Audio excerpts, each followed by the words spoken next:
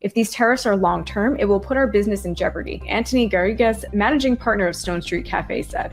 In New York City, the operating costs are already so high, and these tariffs will make everything much more expensive. According to the Yale Budget Lab, food prices on average are expected to rise 3.2% in the short term and remain 2.9% higher overall. Fruit and vegetable prices in particular are projected to rise about 7% in the short term. Hey, it's Jordan with Status Coup. This is Ashley with Status Coup. On the ground. In Philadelphia. Flint, Michigan. East Palestine, Ohio. Please support the leading independent news outlet on the ground, covering what the corporate media covers up. Hey, it's Ashley Bishop with Status Coup.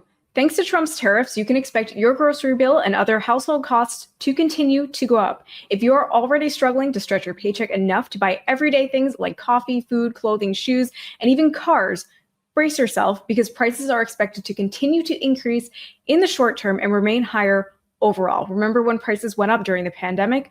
We are still waiting for those prices to come back down. The cost of groceries in particular has risen nearly 30% since 2020. We have covered the tariffs pretty extensively here and the havoc they've wrought since Trump began instating them. It looks like we're seeing just how bad these tariffs are for working people, despite the Trump administration's insistence that companies would be taking the brunt of it. The latest round of tariffs took effect on Thursday, August 7th, and are now the highest they have been since the early 1930s at an effective rate of 18.6%. The tariff rate is the highest it has been since the Great Depression. This is from the Washington Post. Cars, coffee, and clothing are poised to get pricier with new tariffs. Everyday items are likely to cost more as the average U.S. tariff rate jumps to a high not seen since the Great Depression. Americans are paying more for appliances, home furnishings, toys, and shoes than they were a few months ago, and they could soon face higher prices on more goods as the Trump administration's latest round of sharper tariffs kicks in. And again, working people are paying more today than they were just a few months ago when Trump took office. Remember, the Democrats lost the election last November in large part because they failed to take seriously or offer up any material solutions to the cost of living crisis ravaging working people in this country. We were already struggling, and this administration appears hell-bent upon increasing that suffering. The newest round of duties took effect again on Thursday. The move solidifies the president's trade policy after months of negotiations, meaning more manufacturers and retailers are expected to begin raising prices in short order. Tariffs have moved from being tentative to permanent, and that changes how American businesses are going to respond, said Justin Wolfers, a professor of public policy and economics at the University of Michigan. You're going to start to see higher prices as soon as businesses become convinced this will stick around, and that clock starts today. Again, we're getting a much more holistic look now at how these tariffs are affecting working people. The higher tariffs, which businesses, not countries, pay to the federal government to import goods, are as high as 50% for Brazil and India, but just 15% for the European Union and Japan. For consumers, that escalation is expected to result in higher prices, costing households an average of $2,400 per year, according to estimates from the Budget Lab at Yale University. An average of $2,400 per year. If you are the average American making around $56,000 a year, can you really afford to pay $2,400 more? That is a significant chunk of that overall pay. If you have children or a spouse or family, that $2,400 is an even bigger hit. Coffee is already up 14.5% over the last year. According to the U.S. Bureau of Labor Statistics, the average price of a pound per coffee is now over $8 per pound. And this is from The Guardian. Trump's cold brew. New York coffee shops warn of higher prices amid steep tariffs. As U.S. cafes come under pressure, major coffee-producing countries like Brazil, Vietnam, and Colombia are also bracing for disruption. The Trump administration has targeted Brazil with steep U.S. tariffs of 50%. Coffee shops in the heart of New York are bracing for impact. When the Trump administration announced another wave of sweeping tariffs, particularly on Brazil, Stone Street Cafe's managing partner was first confused. Then came fear. A cafe already runs on slim margins, and extra costs passed on from tariffs could risk everything. If these tariffs are long-term, it will put our business in jeopardy, Anthony Garrigues, managing partner of Stone Street Cafe, said. In New York City, the operating costs are already so high, and these tariffs will make everything much more expensive. In the end, if people cannot afford our coffee and we do not have a profit margin, we will not make it. Stone Street Cafe, based in Manhattan, sources green coffee beans from more than 35 different countries, including Brazil. But Brazil is not the only coffee-producing nation facing tariff pressures. Vietnam, Colombia, Ethiopia, and Indonesia are also affected. These tariffs are not paid by the country. The costs are passed down to the business owner and consumer, noted Garrigues. For now, we're going to try and absorb as much of the cost as we can, but at the end of the day, this is a business, so we may have to increase the prices. The piece goes on to mention the already rising coffee prices due to climate change, but that is a topic for another day. If you live in New York City, you know that a price of regular drip coffee is already insane. I can't remember paying less than $4, and then you add a tip, and it's closer to $5 plus for a cup of coffee. And for those of you who will say, make your coffee at home, remember the price per pound has also risen by quite a lot. Spencer Snyder, a contributor at Breaking Points, noted in a recent video on city-owned grocery stores that the price for a pound of Dunkin' Donuts coffee at a Gristedes in New York City was over $20.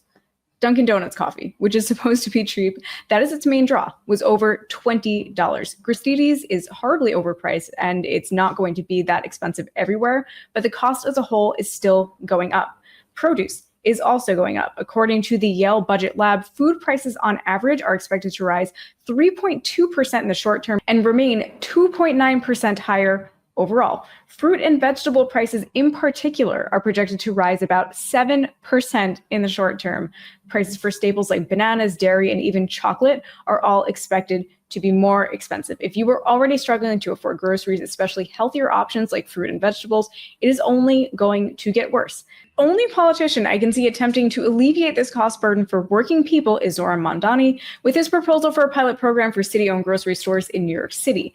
Democrats as a whole, for their part, have spent the last several months attacking him and his policies instead of working on policy proposals of their own to bring down the cost of food and other items for working people who are begging them to do something, anything at all. Gavin Newsom has been too busy tweeting to do any of that.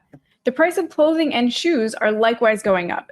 Short-term prices are expected to rise 39%, and clothing is expected to rise by 37% in the short term and remain 19 and 18% higher in the long term. If you need to buy new clothing for a job or shoes for your kid, those everyday items are going to be more expensive. Not only that, we are still going to be paying more for items that are being produced overseas. We're still largely talking about fast fashion produced under exploitative conditions in places like China, India, and Bangladesh, not clothing produced here in the US. I thought this was a bargain, right? We get plentiful, cheap, replaceable items made overseas, destroying working people's livelihoods here, but we pay a lot less for these things. That is currently not the case. We haven't brought manufacturing back to the US, especially not textile manufacturing. We are simply paying more for lesser quality goods. Cars also are becoming more expensive, 12% more expensive. If your car breaks down or you're buying a new one for the first time and you needed to get to work or bring your kids to school or the doctor's office or get to the store to buy more expensive groceries and clothing, a new car is going to cost around $6,000 more. I don't see how any of this helps working people or the economy. If prices for everyday necessities are this much more expensive on average, people are going to buy fewer things that they don't need. We will contribute less to the economy. We will buy less not so cheap anymore garbage that our consumer-centered society has told us that we need. Although businesses have so far absorbed the brunt of the new tariffs by covering higher costs themselves or relying on earlier stockpiles of inventory to keep them going, that is quickly changing. Major retailers, including Costco, Williams-Sonoma, and Target, that have loaded up on products earlier in the year, are beginning to deplete those reserves, analysts say. Walmart, the country's largest retailer, has begun marking up baby gear, kitchenware, and toys. Nike is raising prices on some of its shoes, and many others are beginning to warn consumers that price increases are around the corner. Procter & Gamble, the maker of Tide laundry detergent, Pampers diapers, and Oral-B toothbrushes, said it would start raising prices in August on some products by about 2.5% to help offset $1 billion in tariff costs this year. Sharon Azula, who owns a company that sells plush toys and books, had enough inventory to fill orders through much of this year, but now she is preparing to stock up for the holidays, which means she will have to pay an extra 30% on merchandise from China, translating to markups for consumers.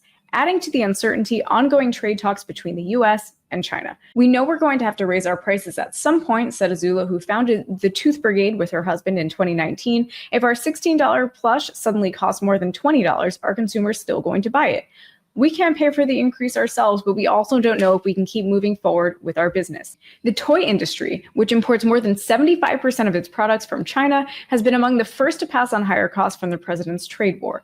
Toy prices rose by 3.2% between April and June, far outpacing overall inflation of 0.4% in that period, federal data shows. What happens around the holidays? Or kids' birthdays this year. Is Trump going to tell parents that they don't need any dolls at all, no pencils now? Remember when he said like 1,000 years ago at the end of April, maybe children will have 2 dolls instead of 30 dolls. They don't need to have 250 pencils. They can have 5. What will the new standard number of toys be for working people's children in a few months from now, or again, around the holidays? The president says higher tariffs are needed to combat other countries' unfair trade practices, which have hollowed out American manufacturing and cost millions of factory workers their jobs. By erecting new barriers to foreign products, Trump aims to promote domestic manufacturing while ushering in what he calls a new golden age. Yet for products like toys, moving manufacturing out of China is not realistic, said Greg Ahern, president and chief executive of the Toy Association, a trade group. Not only is labor cheaper in China, but for decades, the country has also built up an infrastructure of manufacturing expertise and the ethical manufacturing process at the factories, he said. Everything from final packaging to materials such as springs, motors, and plastic parts can't be replicated here in the US. This is a big piece of the issue with tariffs that seems to routinely get lost. After 40 years of offshoring jobs, we no longer have the ability to manufacture a great many things here in the US. Some products that we use regularly have never been produced here in the US. Think about that for just a second. Trump is talking about manufacturing things here that we have never made and do not have any of the manufacturing infrastructure for, and they do not seem to be interested in undertaking the massive effort it would require to build up that infrastructure here. Instead, they have been pushing unregulated AI, all but guaranteeing massive job losses. Again, working people have already been struggling. The last 40 years of neoliberal policy have divested us of our jobs, opportunity, and our dignity.